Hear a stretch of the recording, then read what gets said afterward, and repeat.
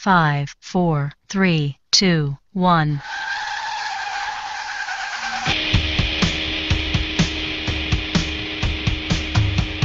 I don't even know what's happening.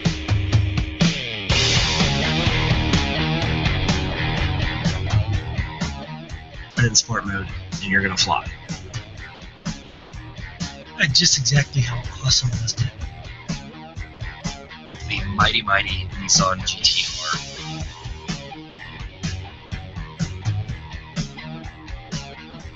You've got the Mustang, the Camaro, the Challenger, the Corvette, the Viper. America. Damn, I forgot the bananas. I love this. Yeah, we'll do it live. Live. Yeah, we'll do it live. Crash, bang, boom. That's the noises of the introduction for the TopSpeed.com podcast.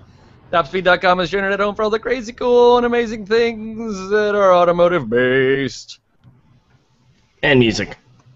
And our intro music. So, hello, everyone. I'm Christian Moe. Thank you for joining us on this wonderful Thursday. Today, like always, I am joined by our editor-in-chief, Justin Kepler. Hi, Justin. Hey, guys. I actually made it in today with minimal technical difficulties to start the day.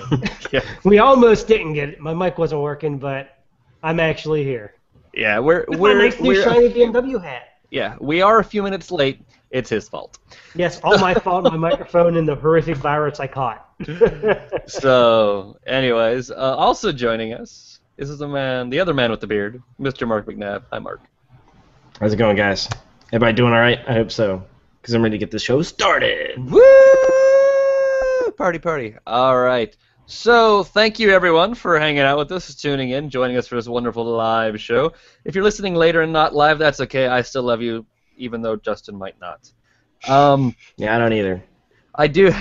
So nobody loves you, but The love is not there. I'll always love you. So before we get started, we have a few things to go over. Mostly, it's been Christmas at my house, so I've got one of these things, which is a brand new microphone. So hopefully, my next car review will sound better. And I have a new case for one of my GoPros, so hopefully we'll have slightly better video quality. I'm going to have a running motorcycle soon because of that thing. And I have more Legos. A bunch more Legos, actually. And why this is cool and interesting for you guys is because I have two of these.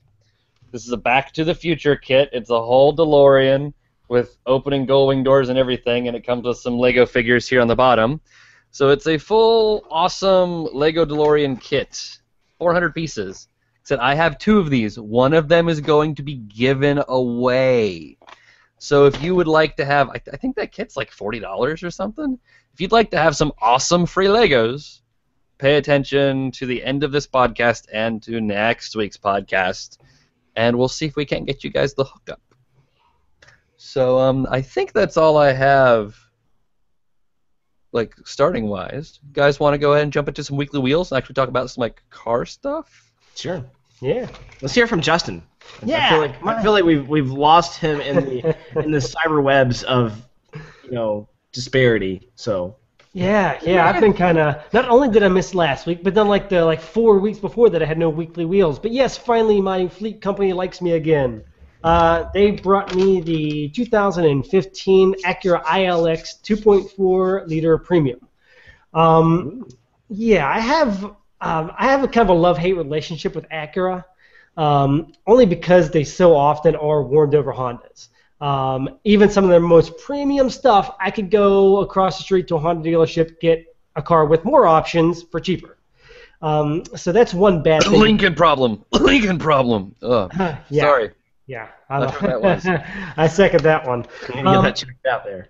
But the ILX is a little bit different. Number one, I don't care what anybody says. You can argue with me till you're blue in the face. I think the ILX is actually the best looking Acura you can get right now. until the NSX comes out, because it's slightly smaller, it's more compact. The massive Acura beak that's on the front of all their cars is downsized on this, so it's not quite as striking as it is on their larger models, and especially on their SUVs. So that's kind of nice. What's really cool about this one is it's a real sports luxury sedan, because this one has the 2.4 liter out of the Civic Si and also has the Si 6-speed gearbox. So you're getting the real feeling of a sports sedan. And also has the, I have problems with that because it's a luxury sports sedan. Mm-hmm. I hate the fact that anyone can even mildly come close to saying luxury sports sedan and front-wheel drive at the same time. Yeah. Well, yeah, I mean, you're going to have that. See, I don't even consider that, because there are plenty of sports sedans out there front-wheel drive. The Nissan Maxima is one. The sports sedan is a Nissan Maxima. It's front-wheel drive. Except the Nissan Maxima is not the sports sedan. The Nissan Maxima has been the sports sedan since the 1980s. God, no, it's never been the sports sedan. No. The 3 Series is the sports sedan. Yeah. Okay. That is the unequivocal benchmark of all sedan. sports. No, just all sports sedans ever created ever. The 3 Series is the benchmark. That is the car to beat. I'll give the you that. Maxima is fast. The Maxima is decent to drive. I still hate the fact that they say it's a 4-door sports car. I'm like, it's not. It's a quick Altima. Yeah, they did that back in the 80s, when in the 80s and 90s, back when it had that ugly square body that still called it a 4-door sports car. And it was god-awful ugly back then. But anyways, so be it. It has front-wheel drive. I'm fine with that. I'd never have an issue with front-wheel drive. Having been from up north, I've driven front-wheel drive cars my entire life, with the exception of a few rear-wheel drive cars in the early days. But this one is pretty well equipped. I'm going to start off ignoring the price altogether. I'm not going to talk about price yet. I'll get to that at the end. Had all the features you could want: leather interior, perforated seats, heated seats. I wish they would have been cooled instead of heated. A nice 8-speaker sound system with a subwoofer, rear view camera, MP3 player, Bluetooth, all that good stuff. 17-inch wheels. Handles pretty well. It seems a little bit softer than the SI. You get a little softer ride, a little more quiet, some more sound deadening. The weird thing about this car is, though, it's a little bit slower than the SI. I know it has less power. It has about 4 less horsepower, and I think about 7 less pound-feet of torque. They detuned it slightly from the SI model. But it's about half a second slower to 60 miles an hour. So I assumed this had to be because of extra weight. It has to weigh more than the SI, I would assume. Leather interior, all the premium feature, more sound deadening material, has to weigh more. It's actually 24 pounds less than the SI sedan, which really makes no sense unless Acura used some weird lightweight material on the hood and the trunk lid. I'm not sure how they did it. I have to do more research. It's actually what I'm doing as I'm writing my review, trying to get information why it's lighter exactly. But it's actually about 0.5 to 0.6 seconds slower to 60.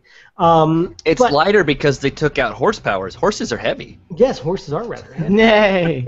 Well, I wonder if they are calculating it at different weights. Like, is one calculated at dry weight and one is wet weight, or is one the European curb weight standard and one the American? Like, no, from I saw to measure a car. So maybe one has a full tank, the other one doesn't. Oh, no, all the information I got is all off the U.S. site, so I would assume they base them all on the same fill of gas and things like this. And I even looked up the premium package is Acura is nice. They break it down by package. It's the exact model I had. Was like 2,980 something pounds, and the SI. Wow, that's actually really lightweight. Yeah, and the SI is like 3,000, just a tick over 3,000. So it's really weird. I'm not sure. So I guess that horsepower and the stickier tires on the Civic Si give it a slight boost. The gear ratios are all identical. I checked them side by side. I mean, it could just be body. Maybe the Acura has an aluminum body panel somewhere, or just less metal in general on the body. That's my assumption, is because probably the one thing is the SI is going to have more body work and have like the body kit and things like that. Yeah, the SI is a little bulbous. That could add rear wing. Yeah. It's a rear wing in the sticker, the VTEC sticker on the side. Oh, that's right. Those are real thick stickers, because that gives extra horsepower. Well, that's exactly what happened. They didn't detune the engine for the Acura. They just didn't put the VTEC sticker on there, so you lost horsepower. Eureka! You got it. But okay, I ignored this topic enough. Here's the sore spot of this car. It's the price. Mine, the base price isn't bad, but the premium one is $29,350. I'll give each of you guys 2 seconds to tell me what car I could buy for that exact same price. You could buy 29,000. You could buy a Subaru Outback 2.5i Premium and save $300. Okay. Or you could buy the new Sonata Turbo. Okay. Well, I'm actually looking for the Mercedes CLA. Except you're still stuck with like a super duper dead base level CLA at that price tag. A super duper dead base level CLA is not far off from this Acura. You're missing the leather interior, and I think that's about it. And MB Texas, my dad has MB Tex in his SLK, and it's not bad. It actually feels really good. I mean, the base level CLA, you're not missing a whole heck of a lot compared to this car, and you're getting Mercedes quality. And it's like, I think it's, what? So Mercedes quality more. will be built like a tank at about 97,000 miles. It's going to explode into billions of pieces. And cost $5 million to repair. Boosh. Where Acura will go for 400,000 miles, and you'll have to replace about 3 parts consisting of about actually $20. Honda. Yep, Yes. and that's exactly my argument in the review, is you can go with the Mercedes build quality. It's going to cost more to repair, and or you can go with the Honda build quality. Lasts forever, but you're going to get the little things here and there, the squeaky dashboard, the little bit of thumps and thuds out of suspension, things like that. Exactly. But overall, the ILX is not bad. Christian, you told me the opinion of one person, what he said, but apparently he was driving the hybrid model or the 2.0 version, because this is not the worst Honda ever built. This is I had a friend who drove the hybrid, and he hated it, wanted to set it on fire, thought it was the worst car in all of creation. Yeah, this is far from that. It's actually really nice, and Christian, you'll love the fact that the manual transmission, I thought about you the whole time I drove this thing. I said, wow. A luxury car with the manual transmission. Excuse me? Oh. Can you feel the love tonight? But yes, anything with 3 pedals is better. Like, seriously. That's actually one of my biggest complaints about my car, which I really want to talk about because I have a lot of complaints about my car and I want to get angry with somebody about it. Arr. So I was driving the all-new 2015 Subaru Outback 2.5i Premium. Let's start with the all-new. So I used to own an Outback, and until it exploded, it was one of the best cars I ever owned. Like, super, super spacious. I loved having this kind of tall, rugged, all-wheel drive wagon that I could just beat the crap out of, go anywhere. It was fun to drive. It felt peppy. It was awesome. So the new one, now again, this is 15 years, because mine is 2000. So this is 15 years later and 3 whole model generations. It's got an entirely new engine, and it has an all-new chassis. It's got everything in it's new. In all that time, they've managed to create a new engine that is exactly like the old one, and it makes almost exactly the same amount of power and really close to the exact same amount of fuel economy.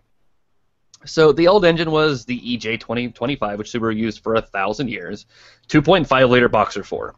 Their new engine is an FA25, and it is a 2.5-liter Boxer 4. My old car made 165 horsepower. The new one makes 175 horsepower. Old car, 168 pound-feet of torque. New one, 174 pound-feet of torque. So in 15 years, I've gained 10 horsepower and 8 torques. That's it. That's awesome. How much weight? How much weight? I want to know that. The car, I don't have. It was hard to find curb weight numbers on the 2000 Outback, but the new car weighs probably 300 or 400 pounds more. It is much bigger. The new car compared to my old Outback is 5 inches taller, 3 inches wider, like 9 inches longer, and it's no longer a wagon. It's now an SUV. Crossover thing. Which is terrible because that sort of ruined the good handling fun of it. I will say the new car has a better suspension. They've moved to a dual wishbone in the rear instead of just a multi-link setup. So it's a very sophisticated suspension setup, but you wouldn't need it if the car didn't sit so tall. Yeah. But it is better fuel economy. I will give it that. The sticker says 33. I only ever got 30, but my old one I only got 28. So 2 miles per gallon better with my extra 10 horsepower and my extra 8 pound-feet of torque. But otherwise, okay, let's start here. If you have never owned a Subaru before in your entire life, this is a great car. It's fairly quiet. It's fairly comfortable. It's better built than any Subaru I've ever been in, which is not saying a lot, but it is better built than any Subaru I've ever been in. It's more quiet. It's more refined. I mean, it is the best car Subaru has ever made. But it's a terrible-ass Subaru. Like, Subarus have always had this thing. They're kind of like Jeeps. Nothing feels like a Subaru to drive. Nothing. It's that fancy all-wheel drive system, the fact that they're, like, built with metal and hammers. I mean, they just had this really rugged, sort of purposeful feel, and that is completely gone from this car. You know, the reason I bought my first Outback is because I wanted a wagon, my wife wanted all-wheel drive, and we both wanted a manual transmission. Basically, the only thing we could buy in all of existence that is in the U.S. was that thing. An Outback was like our only choice, and we fell in love with it because it perfectly melded those three things together.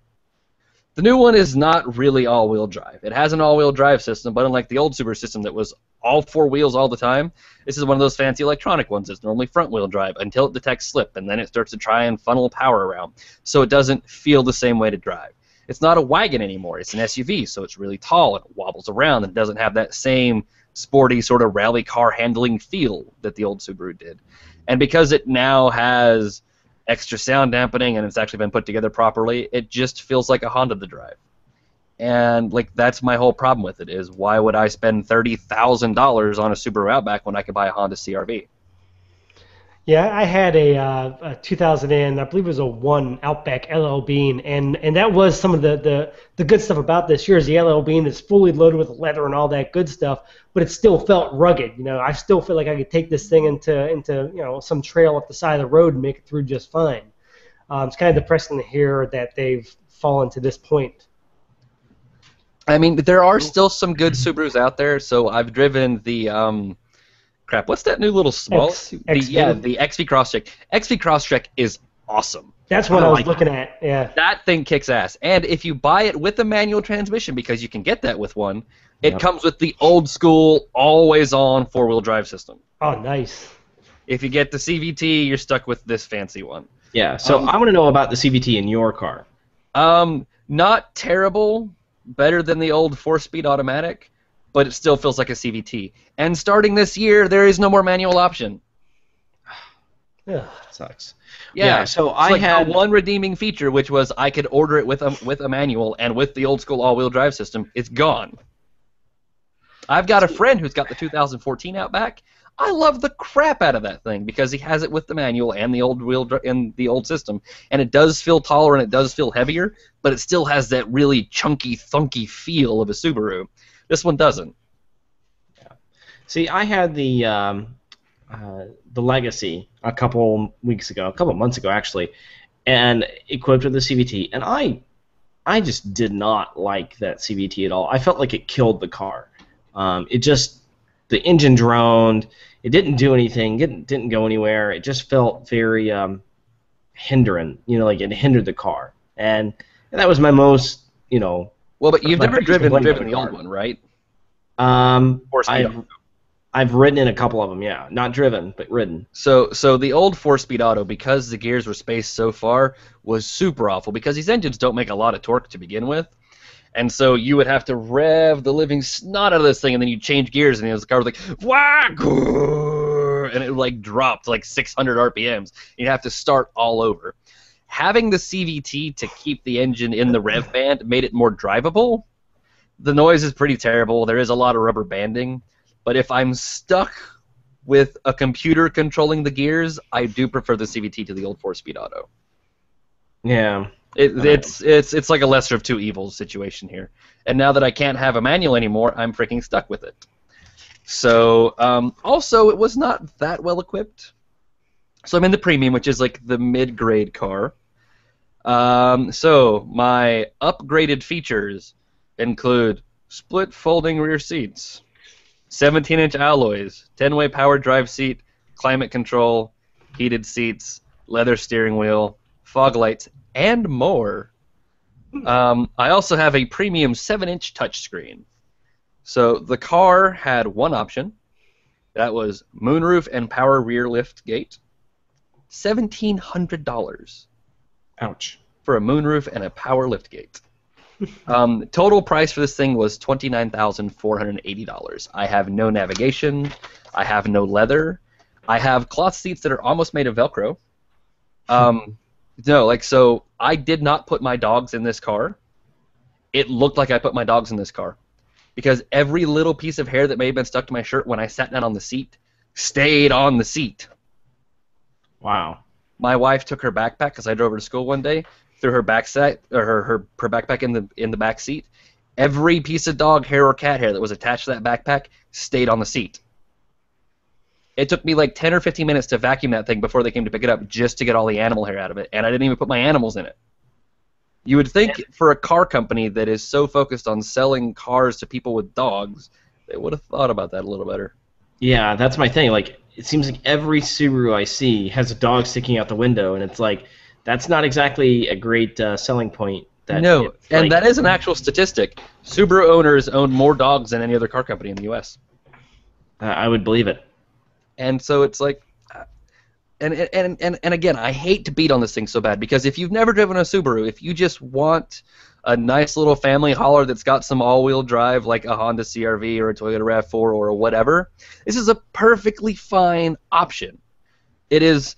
I think it's too expensive, but really in the market it's fairly competitively priced. The equipment is a little bit low, but it's refined enough, it's quiet enough, it does get 30 miles to the gallon with the all-wheel drive system and all that stuff. I mean, it's everything normal people look for in a car, but it's a terrible-ass Subaru, and that makes me so angry. I want old Subaru back. It seems like every new model they come out with, they're becoming more of a mainstream brand and less Subaru. And that worries me. You know, in 2008 and 2009, Subaru was the only car company, the only one that posted a profit. They were the single company that posted a profit. And part of that is because they made these really cool, unique, and quirky cars. Now everybody keeps buying more and more of these Subarus, but they keep making them less and less Subaru-y, so I wonder if they're going to hit a tipping point. Yeah, well, hopefully they kind of realize what's going on and bring it back. So maybe, but I'm done yelling. Mark, why don't you talk to me about something that's German and beautiful, because I like things that are German and beautiful. Yeah, well, this definitely was German and it definitely was beautiful. I had the 2015 Audi A3 sedan, and I really liked this car a lot. There was a lot of qualities about it that just made it a really good car. Now, obviously, it's Audi, so it's built except like it's got 4 doors instead of 5. Yeah, well, I can't say anything about that because it's the one they sent me. So, anyway, it used to be they only sold it in a 5-door, and now for the American market, this is the all-new sedan that they've created just for us. Yes, I know. It's wonderful, just wonderful. Anyway, I mean, yeah, the thing looks good. I love it's an extra cost option. It's like $550, but this like metallic gray paint, it looks beautiful. I love it. It's offset by these nice bright 5-spoke wheels. You've got the bright big Audi grille up there. It looks really, really good. Interior too. It looks a little plain when you first look at it, like the way the dash just kind of sits there with almost no design cue to it. But the longer I lived with it, the more I appreciated like the simplicity of it. And now it's got these little aluminum strips and stuff like that, and the build quality inside is fantastic. One of my favorite things was turning the AC vents on and off. It's got these rings around the vent, and if you twist them like, I don't know, 45 degrees, they click. And this beautiful, it just made me so happy. And all of the other switchgear was the same way too. Everything felt very rich and very upscale, very, very upscale. The engine was very good at that. Yeah, some of the best interior quality on the market. Engine was very good too. It was the 2-liter turbo. It made pretty good power too. Torque was a little skimpy off the line, but once you got it moving, got the turbo spooled, and everything got better. It's 220 horsepower and 258 pound-feet of torque, and it has quad all-wheel drive. So that's all the good stuff about the car. Now, there's a lot of bad stuff about the car that I really don't like. And number one, and if you read the review, I said this like 50 times, and I said it like 57 times in my video, the car just seems a little bare bones for an Audi. The base or the price in this car was $37,000, and Ooh. yeah, I didn't have backup camera, lane change, blind spot, push button start, proximity key, anything like that you would find on like a $20,000 Nissan. You know, I'm finding a lot of these luxury manufacturers are pulling off things like that. They're saying, hey, we're this brand, so we don't need to worry about putting the stuff that, you know, Kia or Honda's putting in their car standard. No, we don't need to put that stuff in there. Well, Like, okay, so it just doesn't make sense to me. Well, but like that makes perfect sense to me because I turn all of those things off as soon as I get every one of my press cars because I hate all of them. My Golf, brand new, was almost $27,000. The only options I have are nicer headlights and an upgraded stereo. That's it. I don't have heated seats. I don't have a sunroof. I don't have blind spot monitoring. I don't have the backup camera. Nothing. And that's the way I would prefer it. I've gotten spoiled to backup cameras. I've gotten spoiled to blind spot monitoring. Now, I really don't like lane change assist where, you know, if you start drifting over, then seats vibrate or noises happen. It just bothers me. I know I can drive perfectly fine. I don't have an issue with that. But I like the peripheral stuff. See, I hate it. Like, I hate that when I'm driving down the highway and if someone passes me, there's a little yellow light that flicks on in the corner of my vision. That drives me nuts. See, I don't even notice that until until I'm I back look up for it. staring at their backup camera. Well, maybe I'm just more observant than you. I don't know. But it drives me nuts, and it freaks me out, especially in the evening. Like, I'm driving down the road, and then it catches my eyes, and I have to look because I'm like, what was that thing? And I'm like, oh, it's just my stupid little yellow light telling me that there's somebody over there. Well, see, I've never had that issue. I love, like, I'm driving a Honda Odyssey right now. I love having that monitor, especially on a big car like this, because it lets me know what's going on. Rear view camera, I love it. I mean, I don't rely on it, but it's so nice when you're backing into a space. You know, the only way you get in some spaces that are really tight is to back in. So when you're backing in, you can watch the lines and it lines up perfectly. You know, I have to do this and this and this. You're talking about people staring at their backup camera. Well, is it more dangerous to look down your backup camera or to be like this, trying to look behind you?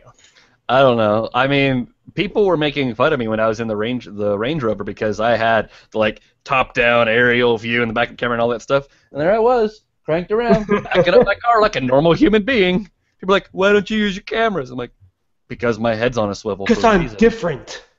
No, because my head is on a swivel for a reason, and my Golf doesn't have a backup camera. You know, none of my other cars have backup cameras. Well, there are some cars that don't need it, but I think it's nice to have. I think it's a great feature. I will say there are some cars that are nicer to have it on, like in a minivan, something like that. Yeah, this thing needs it. But I mean, you're in a teeny tiny four-door sedan. Why do you need a backup? No, I just feel like at a car this premium at a price that premium, why don't I have a backup camera? Yeah, and because you have that beautiful click. How much money does it cost to put a camera in a car? Every $10, right? Every click of that switch was $1,000. Yeah, I'm sure. And you know what? I think it's worth every penny. Yeah, well, I would pay so much money to have like the level quality of interior of like an Audi A7 inside of my Golf diesel. I would pay $40,000 for my Golf diesel if I could have an Audi A7 interior inside of it and nothing else changed. Still my same suspension, still my same sound deadening, still my same everything. If I just had the fit and finish of an A7, I would pay $40,000 for that car. Yeah, it's nice. It really is. Now there is some things about the A3 that aren't quite nice. The rear seats, like if you're sitting there, the seat backs of the front seats are hard plastic, and if you bang your knee on that getting in or out, it hurts. Like it does not feel good at all. I'm just have this vision in my head of Mark like laying in his driveway. Yeah, I'm totally doing the Peter Griffin. Yes, that was me. The leatherette seating isn't really the best. It's on the plasticky side. So yeah, but everything else felt really good. My number one thing I loved about the car was highway cruising. This thing feels so relaxed at 75, 80 miles an hour. Like, just like you're sitting in your driveway. Like, if the RPMs are low, the sound is low, it doesn't roll around, it just feels ready to go. And it just, it will sing down the highway. It's A beautiful. lot of the Germans are good about that. It's almost like you're sitting in a brick and the world is just moving around you. Yes. It's kind of like they designed it to go on some, speed limitless interstate system that just, transverses their country. That would, yeah, I mean, wouldn't that be an interesting thing? Maybe America should adopt something of this nature. If only such a thing existed. Yeah. But I'm sure that people are worried about terrible mortality rates. But, I'm sure if there was a place like that existed and you could find statistics on it, you would find it's one of the safest stretches of road in the entire freaking world. Oh, that would be the case, but I wonder how strict their driving education is, and I wonder if we could ever implement that in the United States, and if people would get all pissed off because they think driving is a privilege or a right and not a privilege. Wow, so many hypotheticals. Yeah, imagine but imagine how crazy and dangerous a place would be if at one point in your life, and only once in your life, while you were very young and immature, you rode around in a car with another human being for 10 or 15 minutes, and they gave you a license that was good for the rest of your life. Wouldn't that sound crazy and dangerous? Yeah, even if you're 90 years old and senile and blind. As long as you can get the car started and you have that piece of paper, you are okay to go. Yep. Anyways, as you guys can probably tell, we have thoughts on things. Leave comments. Let us know. We'll answer your questions next week, and we will have a special edition of the TopSpeed podcast about how we rant about driving licenses and how we don't have autobahns. Actually, that is a good thing to mention. We didn't get any questions last week. So there's no question and answer section this. We're super pissed off at you, listenership. Give us questions. I wouldn't say I'm super pissed off. I mean, I am. But I'm pissed off at that thing, not at you guys. So. No, can't you see the rage in my face right now? So pissed. Oh. All right, let's talk about something awesome. We're gonna leave cars and go to news. What was that? That was weird. We're gonna talk about video games. Well, go ahead, talk about them. I was playing a video game. What? Yeah, and that's No. and that is video game. It's VIDYA. That's not Vidya game? No, Vidya. All right. So Forza Horizon 2 comes out next Tuesday, but I've already played it. I've been playing it for like a week. You suck on so many levels. It what? You suck on so many levels. Hey, you know what? Sometimes playing a game for work isn't as much fun as it sounds because there are times you're like, I have other things I need to do, but I can't because I have to sit down and I have to do this for the next 4 or 5 hours of my day. Well, no, it'd be great for me because I could say to my wife, hey, this is work stuff. Yeah. There is that occasional moment. But anyway, I really need to go out and drive my car. Yeah, you could just do that.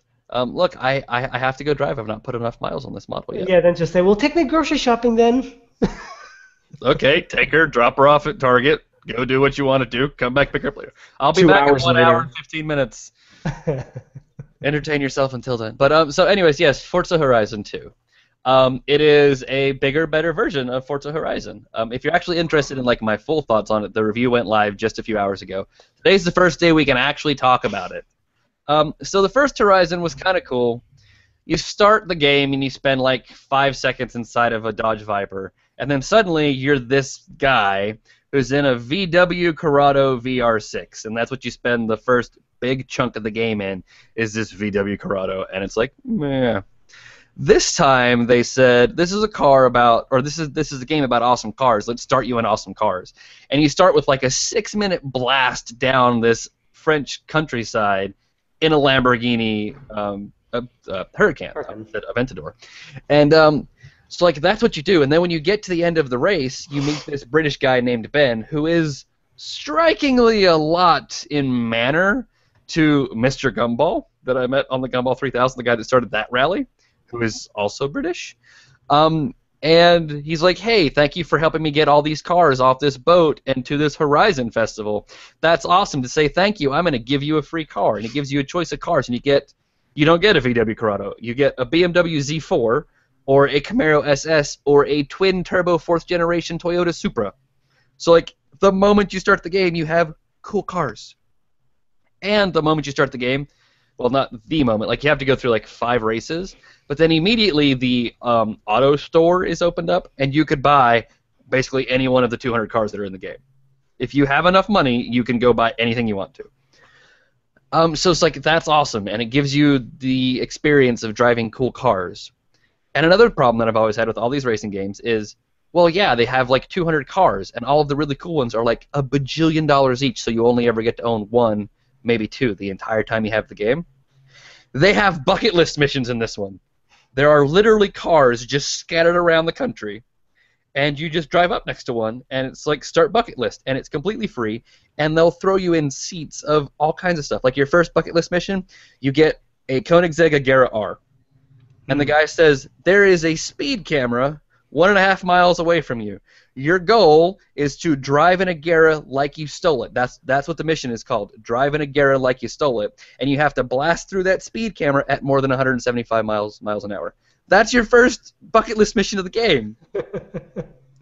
That sounds awesome. Right, and they're all like that. There's one that was a Ferrari F40, and it's outrun the sun in a Ferrari F40, and you start at one end of your little map, and you stay on the coast road the whole time, and the sun is setting, and you have to get from one end of the map to the other end of the map in like 4.5 minutes or whatever before the sun sets.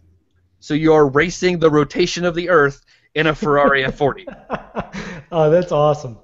Right, there's all kinds of cool stuff like that. There's another mission where out in the middle of the woods, in the middle of nowhere, there's like a Greek Acropolis thing. And up there is an old Lancia Delta rally car. And when you start the mission, it immediately turns the game nighttime. And it's like you have to get from point A to point B, and point B is like 6 miles away if you follow the road. But it's only like 1.5 miles in a straight line. And the game's like, you have 1.5 minutes to get there. So you basically, instead of following the road, you barreled down the mountain through a forest, and you flew a forest over a huge jump, through a field, and through another forest, and over another big jump to try and make it to the festival on time. And that mission is race a classic rally car through the forest at night. Like, that's a bucket list item. Like that would be a thing on your bucket list. I want to blast a classic rally car through a forest rally stage at night. Like that's a thing. And these missions, there's 30 of them, I think, or 25. And so you get a chance to play with all of the coolest cars in the game without ever having to actually pay for them. You know, the LaFerrari is one, the McLaren F1 is one, the McLaren P1 is one of these cars. Like, it's all of these super cool machines. And it's like, hell yeah, that was a great freaking idea. They also did another super cool thing where, if you guys have ever played a racing game, especially one of these simulation games, everything is based around a car class. Like, oh, this car is a performance level B car, and you are only going to race performance level B cars for the next 15 races, and then you must choose a performance level A car and go for the next 21 races. And this isn't set up like that at all. They've broken it into car types. So if you want to buy a Lancia Delta, that's a classic rally car. So suddenly, every time you go to a selection of races, they're all classic rally car races. And so you pick a kind of car you want to race, and it doesn't matter what speed level your car is. And then if you want to tune it and upgrade it, you can tune it and upgrade it to whatever level you want to, and the game will just put you with other classic rally cars that have been tuned and upgraded also, so that you're always racing people who are about your same speed. And the cool thing is you're not stuck going, oh, well, now I have to upgrade to this Ferrari because it's the thing I was given for completing a race, and I can't afford a different car, and I have to race an A-class car. You don't have to do that crap. You can buy literally any car you want to and tune it any way you want to and complete in like a dozen races. The game's just like, sure, whatever, have fun. That's really cool. That's always been kind of one of my complaints about these racing games is where they say, hey, your car does not qualify for this race. It's like, oh, come on. Remember the old Gran Turismo Ace? Right. Oh, right. God, it was awful. And then so you were stuck either upgrading your car to be a higher speed class or buying a new machine. Mm-hmm. And it's like, that's sort of gone in this one. It's just what kind of car you have. Now, there is a limit. So there's like 5 or 6 areas around the map, and each one of these areas has its own championship. You can only do a championship one time. So if you're in the French city of Nice and you do the Classic Rally Championship, the next time you make it back around to Nice, you can't do Classic Rally Championship anymore. You have to pick a different championship. But by that time, you should have a couple of cars, because they do have the showcase missions are back, where you do something big and grandiose. Like in the first game, the very first mission was you raced a Ford Mustang Mach 1 against a P-51 Mustang airplane. That was a mission in the game. If you beat it, you get to keep the car. That's probably my least favorite part of this game, actually, is those showcase missions. Because the first one had like 10 showcase missions, and like 7 of them were racing planes, and 1 of them was racing some hot air balloons. I've done 4 of the 5 so far in Horizon 2, and 2 of them were racing planes. 1 of them was racing hot air balloons, and 1 of them was racing a train. So racing the train was the only one that was different from anything I did in Forza Horizon 1. And that's super annoying because they've had 2 years to think of one new idea. I mean, you do get some cool cars, though. Like, the first one you do is a Ferrari 360 Challenge Stradale versus a fighter jet stunt team from Italy. And so they're flying over you, blowing smoke that's the Italian flag, and then you're chasing them in a red Ferrari with an Italian flag stripe down the hood of it. So it's kind of cool, but it's still cars against planes. And I did that like 8 times in the first game, and I've already done it twice in this game. So, I don't know. Overall, I think the game is super awesome. It is a crap ton of fun. I'd say if I had to give it a score, I'd give it like an 82 out of 100. 82, okay. That's okay. I mean, so nothing in this world is 100 out of 100. Like, I don't believe in perfect scores. Like, the best game in the world is probably like a 9.5. So, I mean, it's super solid. There are some issues. It never really gets harder because you're not racing against computer components. You're racing against drivatars, which are, like, just computer versions of other players. And so all the cars always drive like other players. But once you face off against those people, they never get better because they're always other players. So you have to like actually turn the difficulty up to make the game get any harder at all. So if you like a challenge, the game can get boring kind of quickly. You know, the multiplayer is, some of the missions are kind of meh. Some of them are great. But yeah, multiplayer is sort of okay. Single player is pretty good. Sometimes it's not as difficult as you want it to be, but otherwise, seriously solid. Like, easily an 8 out of 10. That's good. Cool. All right. Let's talk about, let's talk about some more Lamborghinis. Yes. Lamborghini is bringing a concept to Paris. We already knew that. They released a very interesting sketch that there's still lots and lots and lots of debate going on, whether it's a 4-door or is it 4 seats or is it an SUV or is it this, that, who knows. But a recent report from Autoblog in Netherlands is saying that this is going to be called the Asterion. I think that's the way you pronounce it, Asterion, because of a trademark they found and some inside information. And it kind of fits with the whole thing that Lamborghini is teasing us about, saying, what was it, once perfection is achieved, you can just double it. And by doubling it, maybe they mean doubling the powertrains, which means electric and gasoline. That's doubling your powertrains. Hey, Holty's here. We missed him. Hey, Holty. And he said he's driven on the Autobahn, and it's awesome. Oh, what's this Autobahn you speak of? Is that mystical magic road with no speed limit that we all want to dream about? Sorry it took me so long to notice, Holty. But yeah, the rumor is it's called the Asterion, and Lamborghini usually bases their names off of bulls, a famous bull or bull species. This is a little bit of a twist on that, and also kind of works back in with the whole hybrid thing. Asterion is actually a Greek mythological creature that we mostly know as the Minotaur. Half bull, half human thing. So it's a hybrid human, hybrid bull. So it kind of sort of fits with Lamborghini's bull thing. It also fits with the whole hybrid gas-electric thing that is going around the rumor mill right now. So there's a whole bunch of rumors and speculation on this thing. Is it going to be a 2+2 hybrid? What is this thing going to be? What do you think, Mark? I see you smiling. I don't care. I just want the badge to have a Minotaur on the front. That's all I want. That's all just like holding a staff or something. With like the Lamborghini bull behind him and just broad-chested You know what I think is going to happen? I think Lamborghini is just trolling the crap out of everybody. So the first sketch, what did it say? When you make perfection, double it? Once right? perfection is achieved, you can just double it. So what if this is just the drop-top version of the Huracan that we all know is coming? Because we already achieved perfection with the Huracan. Look at the we're sketch. Just going to double it and make a Yeah, second. there can't be a drop top. That sketch That's is a fast way too fast. Unless it's a hardtop convertible. Hello, we just got the piece today that Ferrari Speciale, the 458 Speciale convertible, is a real thing, and the roof line is really close to the old Speciale. And also, I've seen plenty of GIF images where they show this thing overlaying the Huracan, and it just does not match up. There's nothing on this that matches. It's a rough sketch with like 4 lines. Even with a rough sketch, the hood lines don't match. Nothing I'm just matches. saying, how hilarious would it be that Lamborghini has caused all of this muss and fuss over their potential 4-door SUV hybrid monster truck, whatever the hell they're going to make, and then they're like, yeah, no, it's just a Huracan convertible. We made perfection with the Huracan, so we made a second one.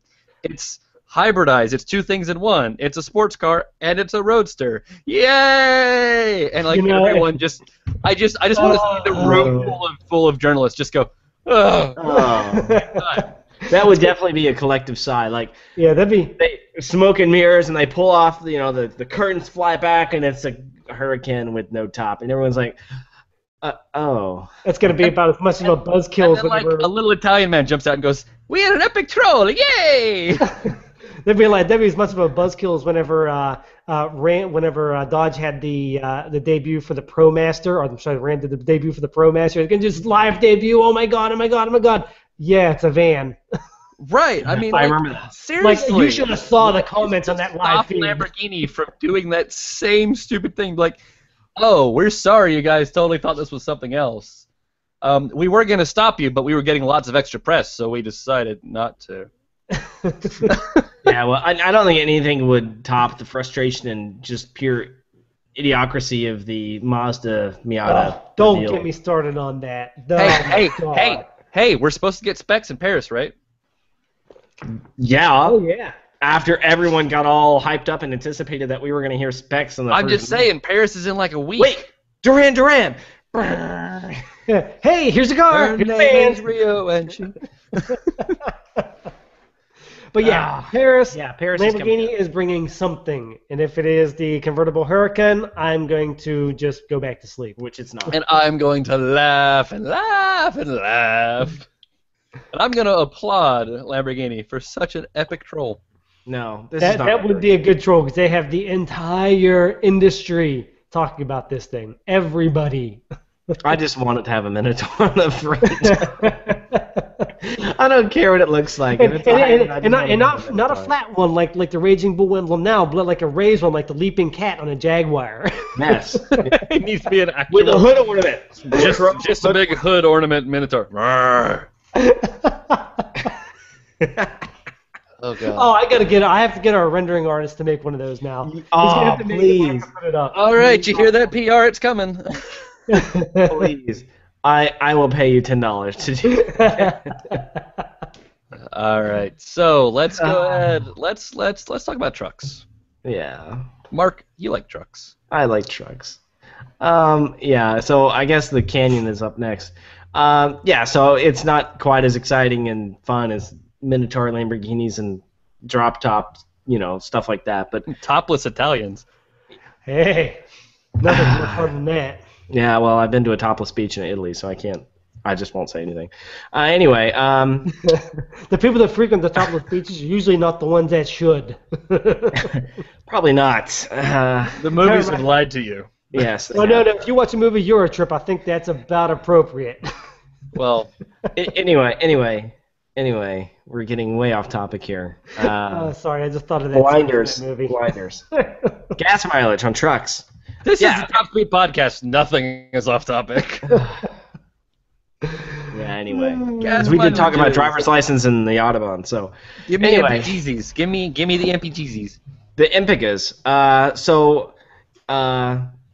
General Motors has released the Impiga numbers for the trucks. The best one, obviously, is the 4-cylinder, and it gets a really surprising number. It's pretty good. It's 27 mpg highway out of a midsize truck. I mean, that's all right. That's what, like 4 miles per gallon over the highest Tacoma, right? Yeah, so it's 22 mpg city, 27 mpg highway, and then 22 combined, which that's not terrible for a 4-cylinder rear-wheel drive truck, especially something that can carry a decent payload. Now the V6, they released the numbers on that too, but the V6 is also class leading in a different respect. They released the cargo ratings. They can tow or haul 1,620 pounds in the bed. And that is like 3/4 ton level of like the 1940s. Like that's pretty awesome. And MPG is not bad either on the V6. It gets in its best form 26 on the highway, 21 combined, and 18 city. So, wow, that's actually really, really good. So you lose 1 mile per gallon to go with the V6? Yeah. I mean, if those numbers actually hold up in real-world usage, I'm not entirely sure why. And the V6 is not half bad. It gets where's it at? 306 horsepower and 269 pound-feet of torque versus the 4-cylinders 200 horsepower and 191 pound-feet of torque. So, yeah, and the truck doubles its tow capacity, doubles its hauling capacity. So, I mean, for 1 mile per gallon less, that's a pretty solid upgrade. And I'm looking at this. I'm checking this out. That 6-cylinder gets 1 mile per gallon more on the highway than the Tacoma's 2.74 banger. Yeah, That's pretty good. Maybe because the Tacoma is like 4 million years old. Maybe because almost all of Toyota's trucks are kind of meh. Yeah, like the Tacoma is a great truck. Yeah, sure. It's old. Yeah. It's old. So that's the problem. Is it's not a great truck. It's a good truck. Toyota and Nissan both make good trucks. The big three make great trucks. Yes, because they're competitive. But I think that this truck from GM will make Nissan and Toyota pick up their game. Yeah, it's got to force their hand because for a long time the Tacoma's been kind of like running the roost. Yeah, I mean the Tacoma has been the truck. In fact, this morning I got to see the Toyota Tacoma TRD Pro. Looks fantastic. Beautiful truck. I mean, I only got 30 seconds to kind of walk around it, but it was pretty awesome. But it has a 4-liter from 1998. Yeah, it's got the same 4-liter V6 as like the 4Runner, and yeah, it's just they're not bad engines, but they need some help. Yeah, I mean the Colorado Canyon trucks, they're really nice, they're really awesome. But if you want one that gets really good gas mileage, just wait a year when the diesel comes out. That thing's gonna be. That's the one. The 2.8-liter Duramax 4-cylinder. I'm gonna guess this thing's gonna get like 35 on the highway. That's my assumption. Like, yeah, 35. See, it's gonna be spectacular. I think you will get 35. I think the sticker's gonna say 32. Yeah, okay, so if the 4-cylinder gets 27, I'm going to say, the sticker's going to get 32, 33. Right. A 5 mile per gallon gain over the gasoline sounds really plausible. Yeah. And then when you're actually driving it, if you're just doing highway cruising, you're probably going to get closer to 35. Yeah. But 35 mpg in a truck? I know. A truck that'll haul, what, like 8,000 pounds? 7,000 pounds on the hitch. At least with the V6. Now, it may be different with the diesel. Well, yeah, no. I think when they were like touting off the potential numbers for the diesel, it was like 8,600 pound tow rating at the hitch for the diesel. Yeah, it's just ridiculous. So wow. Yeah, it's really, really cool. I think this. I don't think it'll steal sales from the Silverado. I think it will be a conquest truck and will bring more people to the brand. People who kind of wanted a truck but didn't want the trade-off. Like this guy? There you go. I bought a Golf diesel, and guess what? I have a trailer hitch on it, and I haul a trailer with my friggin' Golf because I'm not going to pay outrageous amounts of money for a truck that gets terrible gas mileage that I only tow with sometimes. So, GMC, get your freaking diesel truck moving, and maybe you'll have a new buyer. Yeah.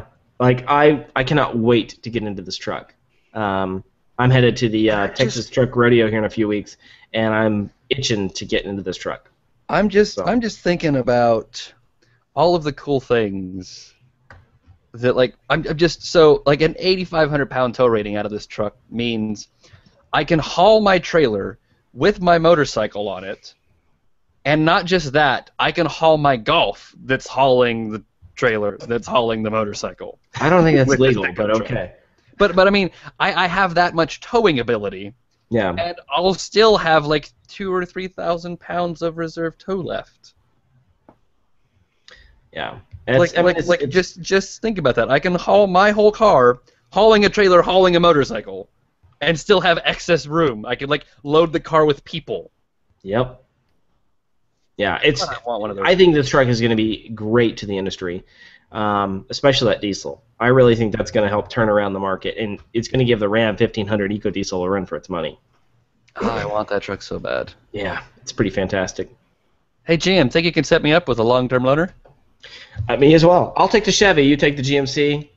Yeah, okay, that sounds fair. And then we'll meet up once every 2.5 or 3 months and compare, and we'll do a long-term comparison test.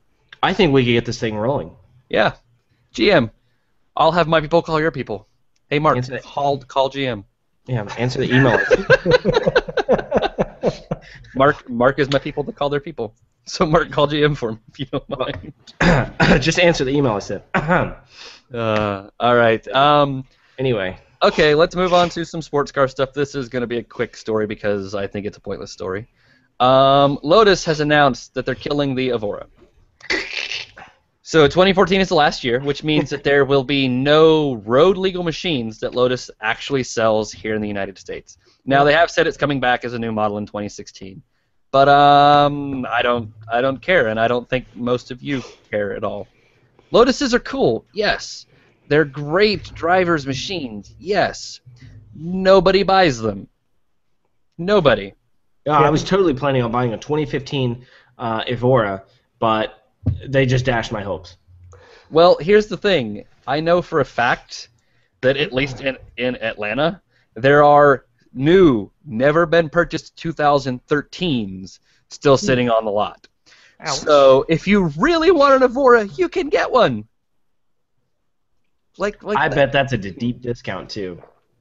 Probably. And here's the thing. Nobody ever buys a new Lotus. I know lots of people who own Lotuses, and they all buy them used. Which, speaking of which, if you want to buy a new or a used Lotus, it's very easy. Just take $30,000 and get on the internet. Because all of them seem to be $30,000. There's a couple of them for sale in Knoxville right now, and one is a 2001 with 90,000 miles on it, and the guy wants $29,500. And there's another guy who's got a 2006 with 20,000 miles on it, and he wants $31,000. They're just all $30,000. Doesn't matter what shape they're in.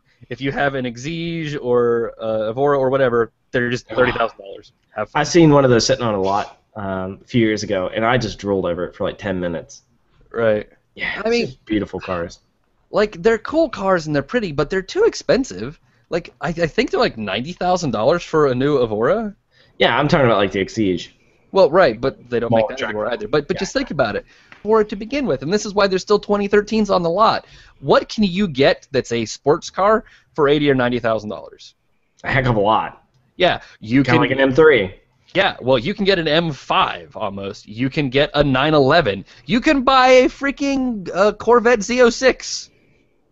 Why in the hell would I buy an Evora with a Toyota V6 sitting behind the seats when I can have a supercharged American pushrod V8? That's the point right there. Yep, it's all the badge. The people that buy it are the people that love Lodi. As Mark said. Anyways. So, Evora's gone. Lotus is essentially dead in America, except for some special, non-legal track day cars. Lotus has been you missed too. Because I was the one that wrote that article too. Lotus is laying off a lot of people too. Yeah, it's like half their staff or something like that.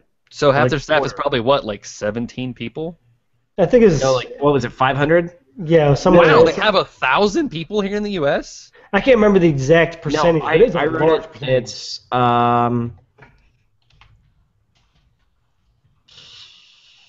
it's a quarter of 325 jobs out of 1,200. Yeah, it's a quarter of the workforce. Yeah. I can't believe they employ 1,200 people. like for a car company that small, I mean, I guarantee you they sold less than 100 cars last year. Well, here's the thing. Okay, here's how Lotus makes money.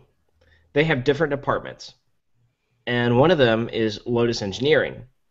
Lotus Engineering is the way they make money because they loan out their services, like the Hyundai Sonata. That has Lotus. No, Yeah, the Genesis. The Genesis has Lotus engineering in it. Like the suspension is tuned. Right. Yeah, they send it to Lotus, and Lotus sets it whatever. Up. Right. Yeah. So I know mean, like that's how they make their money. I just still 1,300 people seems like a lot of people for a tiny company like that. Yeah. Anyways, I think they're spread out kind of all over the world too. So. Anyways, Evora's dead. It's coming back in a few years, but whatever. No one cares. Let's talk about a car that. Okay, so I think this is the stupidest story of the entire week. Infiniti is working on a 4 Series fighter. And I read that, but here's the first thing that popped into my head. The G37, which is now the Q70, still exists. How is that not a BMW 4 Series competitor already? Well, 4 Series, but not M4, right? Well, yeah, no, that's the story. It's 4 Series fighter, not necessarily M4. Series, okay. Well, Cyprian wrote it, so. Well, one thing about Infiniti is their models kind of sit between models. They're not like the G37 or whatever it is now is kind of sort of in between models. It's not a hard set. They don't go, okay, 3 Series, okay, this one, 4 Series, this one. They kind of span models. This one's going to be kind of more like a 4 Series, 6 Series fighter. It sits right in between the two in terms of size. The title, it's a 5 Series? Well... So technically, the 6 Series is a 5 Series, but yes, the 6 Series is bigger. But like that's my whole thing when I read this piece is like, we are going to make a smaller sports sedan or a sports coupe that's rear-wheel drive. And I'm like, you guys already make that. Like you do. And so even think about like engine size. So you've got a 3.7 liter, and that engine makes what 345 horsepower or something. Something in that range. The 335 4 Series, so the 435i or whatever, makes what like 325 horsepower. 330 or something. Right. So the horsepower is about the same size. They're both still sort of like a 2+2 style car. Like I mean, okay, maybe the 4 Series is 5 or 6 inches longer or whatever. But like that's a car that already exists. Yeah, it already exists. Yes. Okay. I know Infiniti is reaching. I know they're reaching. They've been reaching for a long time. They've been reaching with this whole name change, which why it kind of pains me that Cadillac's doing the exact same thing. But I now blame Johan. Like that just must be a thing. We should change names. Yes. But here's the good thing. Here's the good thing. Here's the good thing about what he learned from Infiniti. He said, okay, we're going to change the names of Cadillac, but we're not going to just say, here's new names on the same car. They're going to actually wait for refreshes and redesigns. But anywho, the real story behind this, the real story is here that they're looking at something to compete with the M4, just like Mark said. They're looking to kind of adopt the Eau Rouge drivetrain, but modify it into a coupe form. That's the real news. Yes. But here's the thing. That's not an M4 competitor at that point. Why not? Because you're looking at a 500-plus horsepower all-wheel drive monster. At that point, you're more building a competitor to a Corvette. Yeah, but who said just because they're adopting the Eau Rouge drivetrain doesn't mean it's going to have 540 horsepower. It could be detuned. It can be knocked down. So it what? 485 horsepower? There you go. And the M4 has 425. 60 horsepower swing. 60 horsepower swing and all-wheel drive. And probably a massive price difference. Oh man. Maybe, maybe not. But that's the story. This is coming from Top Gear. Who knows how truthful they're being? I don't know. Maybe they're completely blowing smoke. I don't know. I just blame Jeremy Clarkson and move on. Yeah. I just like as soon as I saw the story, I'm like, this car exists. Yeah. But again, like Infiniti said, they build cars that kind of sit between other cars. They're not saying we're making a direct 4 Series fighter. It's between a 4 and a 6. And yeah, between a 4 and a 6 and BMW's lineup is a 5, but they're kind of different cars. They're not really the same I know. But if you want to talk about splitting hairs and look at BMW and how they make the 1 Series or the 5 Series GT, but it's not a coupe. Don't get me started. The 4 Series GT. Yeah, no. It's 4 Series Grand Coupe. Oh yeah, 4 Series Grand Coupe. I'm sorry. Yeah. Oh, the most retarded thing ever. But I'm just like, okay. And now I think what we're seeing now. Maybe they're trying to be sneaky and be like, yeah, since nobody really buys the G37 coupe, maybe they forgot it existed, and this is our secretly announcing a new model, and that's just going to die.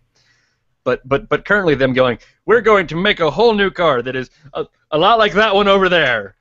Yeah, it could very well be a replacement for the Q60, which yes is just 70. No, the G Coupe is the Q60. Is it? I thought it was the Nissan. Your names are terrible. Yeah, I'm looking at it right now. It's a Q60. Okay, I thought it was a Q70. And it's essentially just a warmed over Jeep 37 with a different badge. So the Q70 is which the old they, class, right? The old M model. Yeah, Q70 is the old M. Yeah. The Q80 is the upcoming one. The Q60 is the two-door coupe. So possibly what we're looking at, what this could be, is between the lines reading maybe they're making a replacement for the Q60. Because the Q60 just really doesn't sell. Actually, they are keeping the G37 on lots right now. The 2013 G37 is still on Infiniti lots because they can't sell the Q60. So they have to sell a G37 at a cheaper price. As we move Because to no one knows 2015. what I'm the hell so a confused. G60 is. Everyone knows what a G37 is. Oh yeah, this is a nicer, bigger version of a 370Z. That sounds awesome.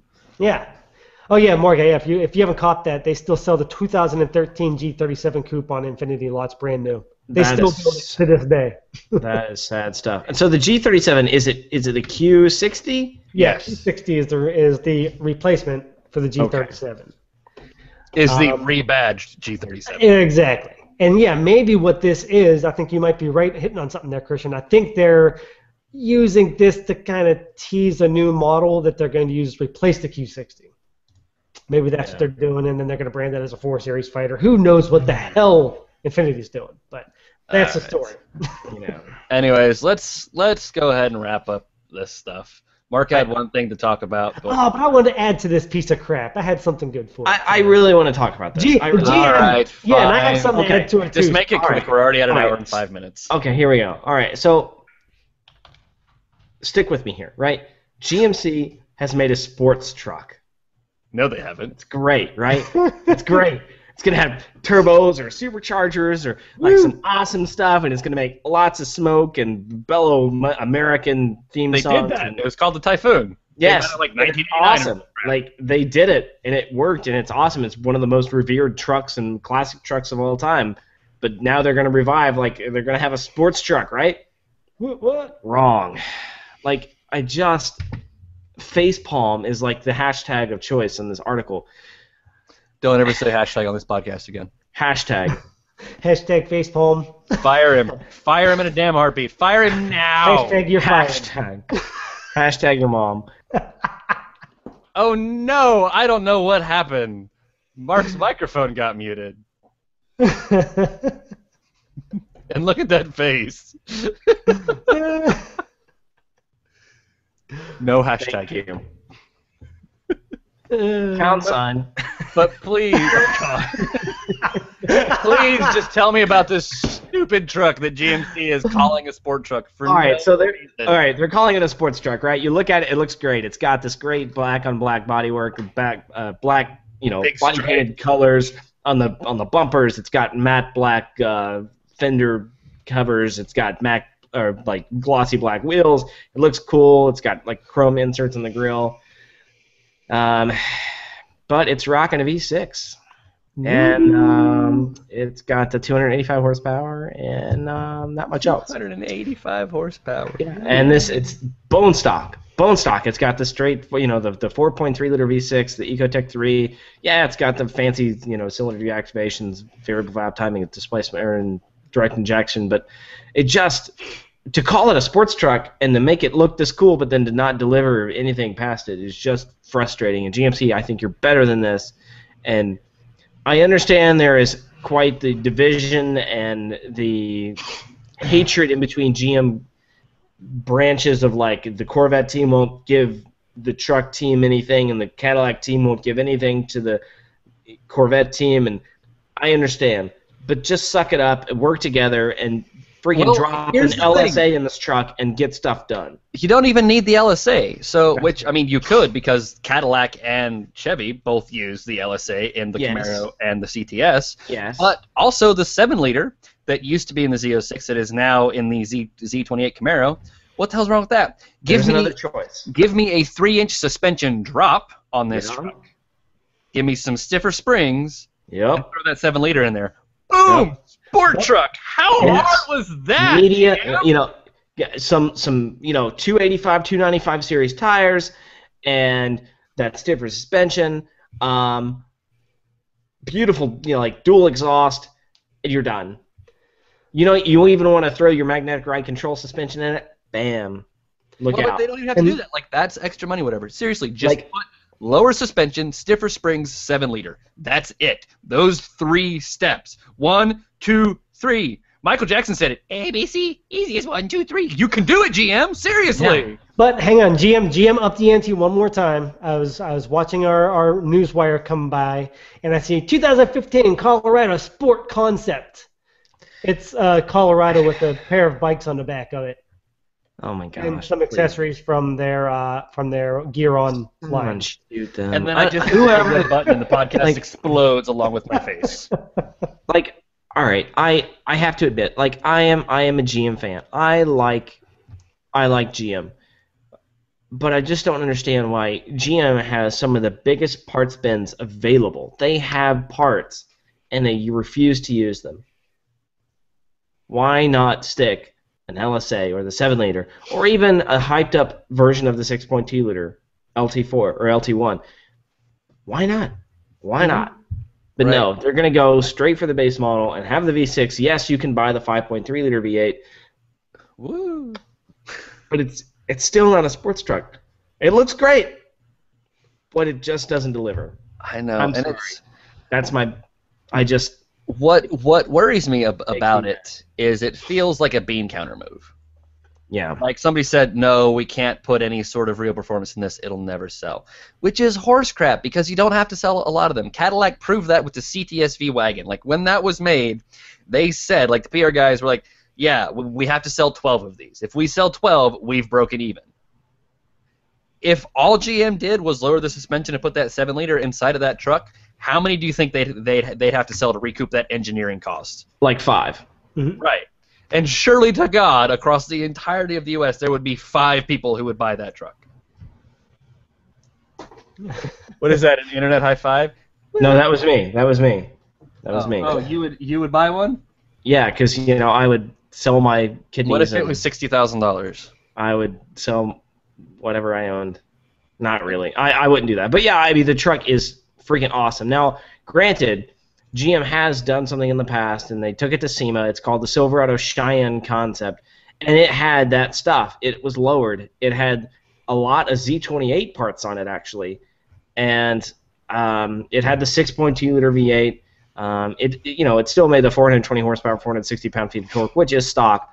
But I mean, like, it had the right suspension components. It had the right looks. They replaced a lot of parts with carbon fiber and made it a lot lighter. Yeah, that's a sports truck. Even just some general stuff like what Ford did with the Tremor. Just basic things. They swapped out the rear end. That's what they did. They swapped out the gearing in the rear end. Suddenly it performs better. Yeah. It's not rocket science. They threw the EcoBoost in the single cab truck, which is not normally available. Yeah, it has a different. You have to get the Tremor package in order to get the 3.5-liter EcoBoost. Yeah. But I thought the Tremor also had a different final drive.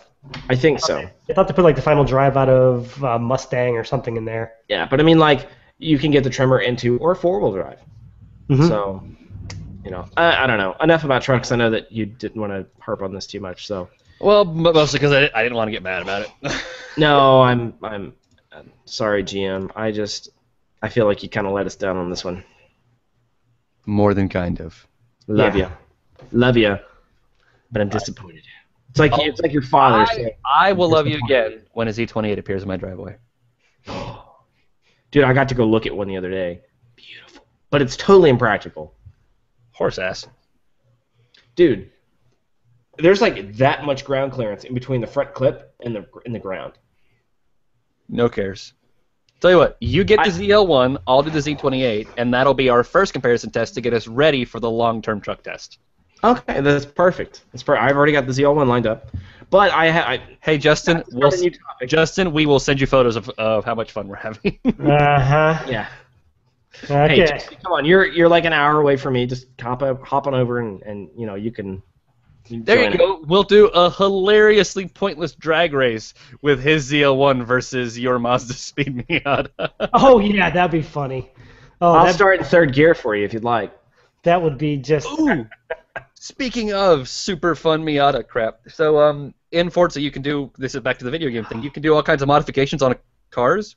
You can do engine swaps and drivetrain swaps. So I bought a Miata, a 2007 whatever, it's an NC generation Miata, and one of the options is to put a 6.2 liter Corvette V8 in it. That's awesome. And then you can make it all-wheel drive. And then I turbocharged it. Wow. So I have a Miata that'll hit 240 miles an hour in a standing mile. It's the best thing ever. That's a little ridiculous. Wow. Oh my goodness. And they did so good on the noise in the game because it sounds just like Nancy did in real life. It has that super deep rumble of a small block V8. Oh god, it was good. Anyway, so yeah, that was the thing that I just thought about with the racing. All right. Anyways, that is mostly our show. We don't have any questions and answers this week, so we're going to hit Own, Drive, Burn, and then we're going to be done for the week. Thank you, everyone who hung out with us, and sorry we went a little longer again. So Own, Drive, Burn is from our own Cyprian. Thank you, Cyprian. He says, I think it would be fun to continue the Ferrari hype that's been around lately with the Maranello exclusive, ODB.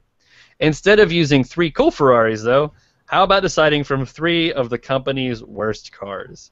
We have the 1985 Ferrari 412, the 1980 Ferrari Mondial 8, and the 1976 Ferrari 308 GT4.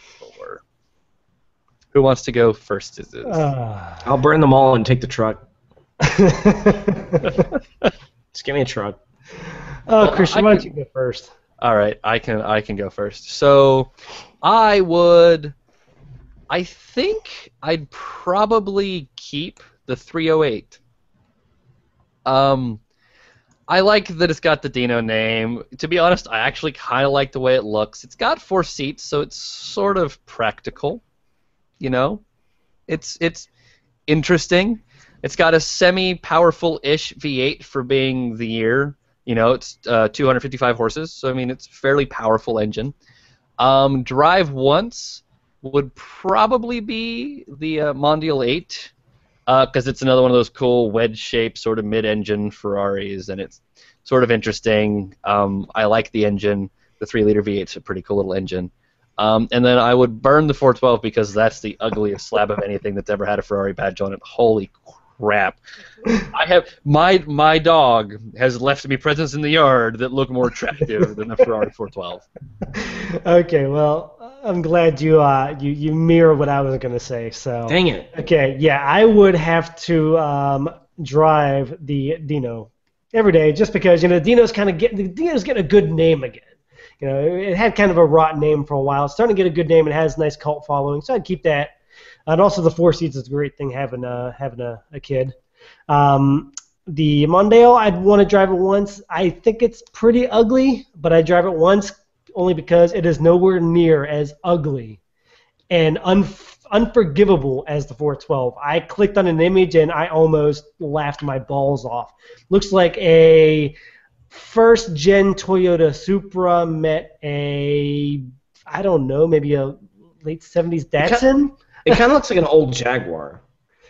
I can kind of sort of see that, but Like an it old looks like an old Japanese car to me is what it looks like. Looks like some old Japanese clunker with pop-up headlights. It just is ugly. And from my understanding, I don't know a ton about it. It had a good bit of power, right? It was, 340 horsepower, but it's just freaking ugly. Yeah, God, is it terrible. Oh, disgusting. Well, right. Well, it was a 412, so it had a 12-cylinder in it. It was a 4.8 V12. So, because for the longest time, that's how they sorted out their cars. Mm-hmm. Wouldn't that be nice if all naming schemes were so well planned? Yeah, they used to be. Ferrari does a pretty good job with it. They just sort of flip-flop occasionally. So, like with the 412, it's 4 seats, 12 cylinders. And then for other cars like the 458, it's a 4.5-liter V8. That's where 458 comes from. So, yeah, and then the F430 is just because it had a 4.3-liter V8. So 4.30 liters. So they sort of stick to that a little bit, but yeah.